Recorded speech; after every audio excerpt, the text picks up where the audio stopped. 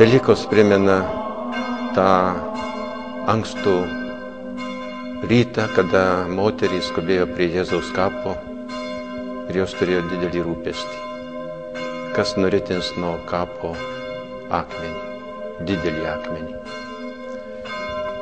Kai priėjo prie kapo, rado jį tuščią, rūpestis dingo. Atsirado naujas rūpestis, nėra Jėzaus kūno. Ir tik jos grįžo nuo kapo, apsireiškė Kristus, paliepė, kad eitų pasakytų mokiniams apie jo prisikėlimą. Ir mes ateiname per Velykas prie Jėzaus kapo dažnai su rūpesčiais. Mūsų kamuoja mūsų buitis, mūsų galbūt per maži atlyginimai, mūsų šeimos problemos, vargai, ligos. Kiekvienas mes esame pilnas tų rūpesčių. Sveikindamas jūs su šventomis Velykomis, linkiu, kad prisikėlęs Kristus atneštų į jūsų gyvenimą daug džiaugsmo, daug palaimos.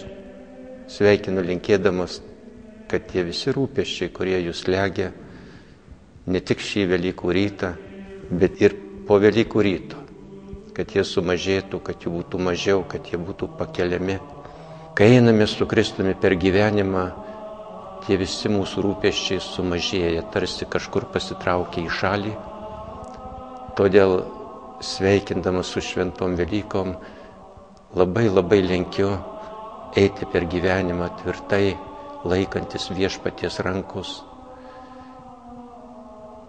Ir su juo einant per gyvenimą, gyvenimas pasidaro šviesesnis, ramesnis, laimingesnis.